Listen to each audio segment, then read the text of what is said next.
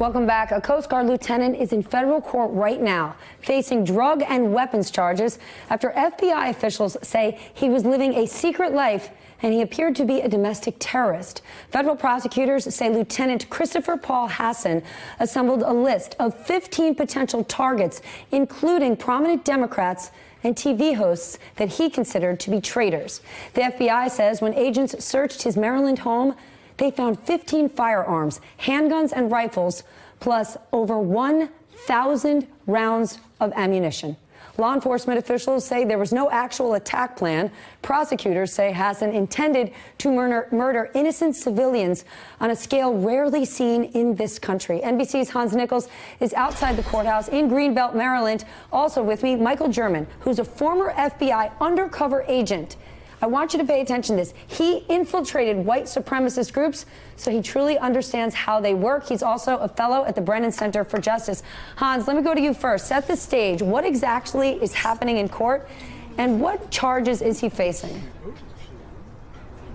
Well, he's facing two charges having to do with weapons and ammunitions that he has, as well as unauthorized use of Schedule 4 narcotics. Now, what's happening in court right now is a pre-trial detention hearing. Prosecutors are making the case that he's a flight risk and a danger to the community, and that's why we know all these details about what he is allegedly thinking about. Now, what the prosecutors have done, Stephanie, is they've taken this manifesto, this 15,000-page manifesto from that Norwegian extremist, Anders Breivik, and they're saying that Mr. Hasson was closely following that and that they needed to intervene. So what we have today is an opportunity for Mr. Hasson's lawyers, he has a court-appointed lawyer, to make the case that he should be set free. Otherwise, we could get potentially additional charges. I'm going to look around my shoulders here. The photographers are clicking away here. They might just be doing that to be testing their shutter speeds, but we could get something here in any moment. Stephanie? Michael, walk me through this. You are a former undercover FBI agent. How would the FBI track this guy down?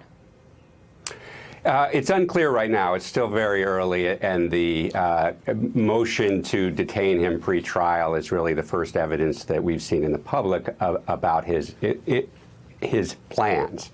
And it's interesting looking at that document because it's not clear he was actually in communication with any co-conspirators. Most of the documents were things that he had emailed himself or things that he had drafted in documents that were on his computer rather than actual emails to other people within the white supremacist movement or other co-conspirators. Obviously, what he had done is started collecting a lot of weapons and combined that with purchasing narcotics over the internet. Clearly, I can understand why the FBI and the Coast Guard determined it was getting to a dangerous point where they needed to take action. How do these white supremacist groups work? How do they operate? I know you've infiltrated some. Give us a better picture of sort of the domestic terrorism network. So it's much broader than I think people understand. I mean, obviously, there's a lot of concern in this instance because here was somebody who was a Coast Guard officer who may have had these ideas or inclinations, and particularly that actually had written out a plan to do harm. But they're infiltrated throughout society. They're in corporate boardrooms, they're everywhere. That was one of the things that surprised me when I was introduced to the movement as an undercover agent, to realize that these are everyday people you wouldn't really blink at if you passed them in the grocery store. And this ideology that they follow is actually very old. I mean, it was really only, 50, 60 years ago that a majority of white people believed a lot of what they believe. So the philosophies and theologies that justify white supremacist ideas are actually quite old. They're the same ideas that justified slavery, that justified colonialism, that justified the Jim Crow laws. So this has been a pervasive part of our society for the entire existence of our society, and it's been suppressed since the civil rights movement. And unfortunately, we're seeing a resurgence of it because we have a president who seems to speak to this audience. My goodness, when you said Coast Guard, I was thinking, wow, if I walked by him in a store, and my kids saw him, I would have told my sons to shake his hand and say thanks.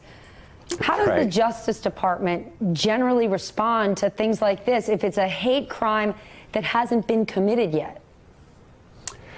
So there aren't any crimes that are statutes that you can use to punish somebody for what they were thinking about doing, and I don't think we want those in our society.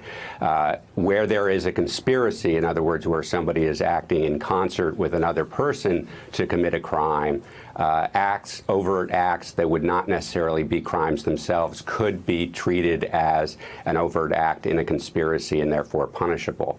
But if the FBI is unable to show that this individual was actually working with others, perhaps the method that they've taken, charging him with the possession of drugs and the possession of firearms while addicted to drugs is a good solution. There are plenty of laws on the books. There are 51 federal crimes of terrorism. In addition, the FBI or the Justice Department has 5 hate crime statutes. So there are a lot of laws on the books and a lot of different ways to attack this problem. So it's not a matter of needing new laws. It's a matter of making sure that the FBI and the Justice Department are actually focused on this problem.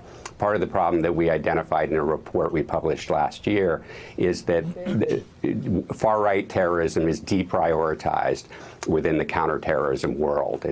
It's behind what the government calls international terrorism, even though white supremacy didn't start in the United States, right? It's actually an international phenomenon. So there's this inappropriate degrading of white supremacist violence as a national security concern. And in fact, a lot of time it's downgraded to what they call hate crimes, which the language we use is important, but more important is that terrorism is the FBI's #1 priority, counterterrorism. Civil rights violations like hate crimes are #5. So categorizing something that could be just as dangerous as an act of terrorism and meet the definition of an act of terrorism as a hate crime does have an impact as far as how many resources are devoted to investigating and prosecuting that crime. Hey, MSNBC fans, thanks for checking out our YouTube channel. Subscribe by clicking on that button down there and click on any of the videos here to watch the latest interviews and highlights. You can get more MSNBC for free every day with our newsletters. Just visit msnbc.com/newsletters to sign up now.